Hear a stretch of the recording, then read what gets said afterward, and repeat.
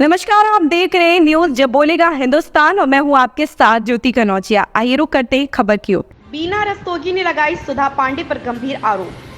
सीतापुर बीना रस्तोगी, जो सीतापुर के मोहल्ला गिरिगंज की रहने वाली हैं, ज्वेलर्स का व्यापार करती हैं और समाज सेवा में बढ़ चढ़ कर हिस्सा लेती हैं।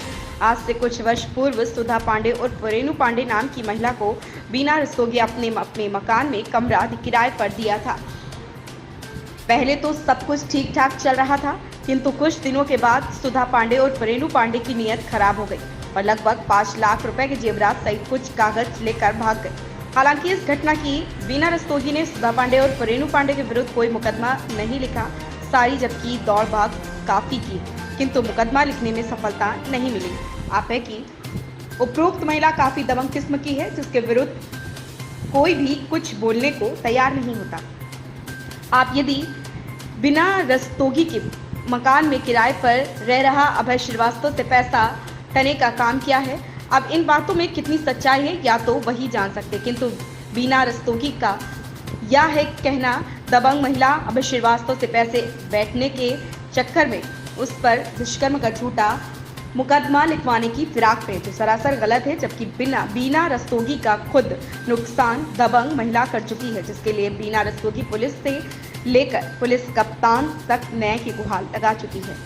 क्या बताऊँ, ये मैं बिटिया के मकान में, बीना रस्तोगी के मकान में अभी पिछले 4 वर्षों से रह रहा हूँ। एक करीब 1.25 साल 1.5 साल तक तो सामने के पोर्शन में रहा, सड़क की तरफ वाले पोर्शन में। उसके बाद पीछे का पोर्शन खाली हुआ, मैं पीछे के पोर्शन में चला गया।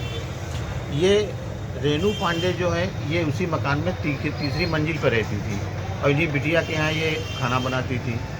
नीचे का जब पोर्शन खाली करके हम लोग पीछे चले गए तो रेणु पांडे नीचे आ गई। ये बिटिया ने हमको बताया कि हम इनसे किराया नहीं लेते, खाना बहुत अच्छा बनाती हैं और हम पूरी घर की जिम्मेदारी इनके ऊपर डाल के निश्चिंत हो जाते हैं। सब चलता रहा।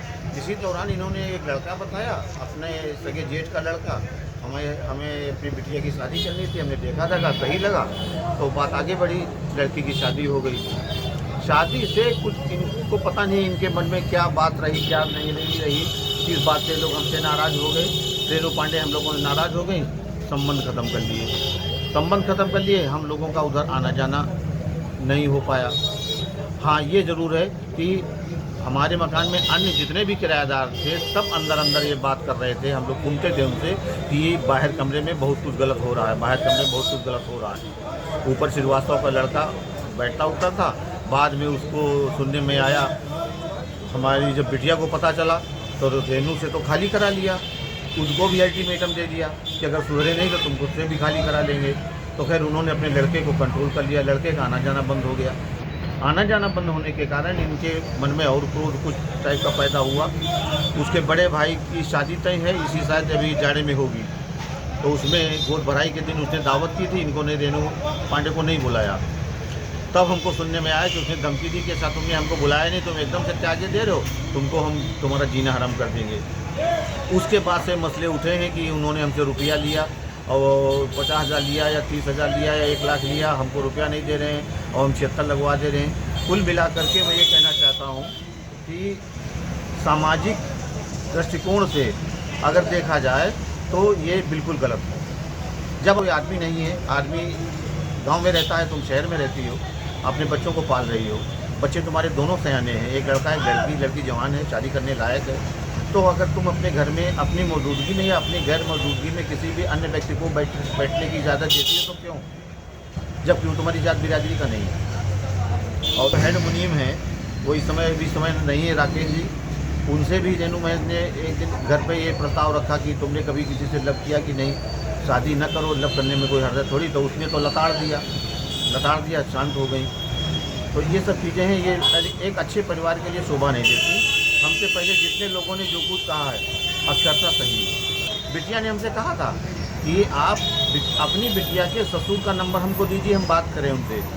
तो हम लोगों ने बाद में ये सोचा कि सुधा पांडे है और रेणु पांडे, ये बहुत बदतमीज औरत है और इसका काम है कि आदमियों को फंसाना और मतलब इसका चोरी भी काम है। जैसे घर में हमारे भी घर से कुछ चोरी हुआ है और आंटी के भी घर से कुछ चोरी हुआ है और इसका काम ये है कि सब लोगों को नाजायज़ फंसाना, किसी से पैसे लेना और जब ना देते हैं तो उस पर मतलब दुष्कर्म का केस केस लगा देना है, ये इस औरत का काम है। ये चाहते हैं कि इस औरत पे कड़ी से कड़ी कार्रवाई की जाए। ये इस समय तो छोटा हनुमान मंदिर गली में रहती है, आलम नगर नई आबादी में है मकान, ओम प्रकाश शर्मा जी का मकान है। पूरा नाम? मेरा राहुल वर्मा। मैं जो हूँ बीना रस्तोगी की दुकान पर काम कर रहा हूँ 20 साल से। इससे पहले मेरे पिताजी यहाँ पर 60 साल काम किया है। बीना रस्तोगी के मकान में रेनू पांडे नाम की एक महिला काम करती थी। वो निहायत ही बदतमीज़ थी। उसको जान नहीं पाई बीना रस्तोगी। जब धीमे धीमे जान पाई, उससे पहले इनका बहुत ही नुकसान हो चुका था। इनके मकान के ऊपर सामान रखा था। ये अपनी बिटिया के वहाँ गई थी। उसके बाद जब ये वहाँ से आई तो इनका सारा सामान वहाँ से चोरी हो चुका था। और ये अभय श्रीवास्तव बहुत ही निहायती सीधा किस्म का है और इसको बेवजह अपने जाल में फंसाए हुए है और 376 केस में इससे बेवजह मतलब 1 लाख रुपए की वसूली कर रही है। इनका नाम रेनू पांडे उर्फ सुधा पांडे है। इनका गांव रामकोट के पास है और ये यहाँ छोटे हनुमान मंदिर के पास में इस समय किराए पर रह रही है। इससे पहले ये बीना रस्तोगी के मकान के सामने निःशुल्क उनके मकान में रह रही थी। मतलब खाना बनाने के भी रुपए लेती थी और जिस मकान में रहती थी उसके भी रुपए नहीं देती थी। उसको बिल्कुल अपने परिवार के जैसा मानती थी और उसने बहुत ही निहायती बेकार काम किया है। ये चाहते हैं कि पुलिस प्रशासन इस पर विशेष ध्यान दे और अभय श्रीवास्तव पर जो झूठे इल्ज़ाम लगाए गए हैं उनका सही से निस्तारण हो।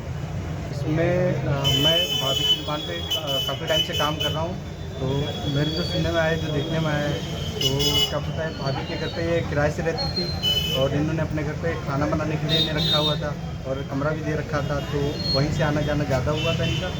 और क्या बताते हैं उसको कि मतलब इनका भाभी गई थी बाहर अपनी बिटिया के यहाँ, तो इनका कुछ सामान वगैरह था वो भी गायब हो गया है। और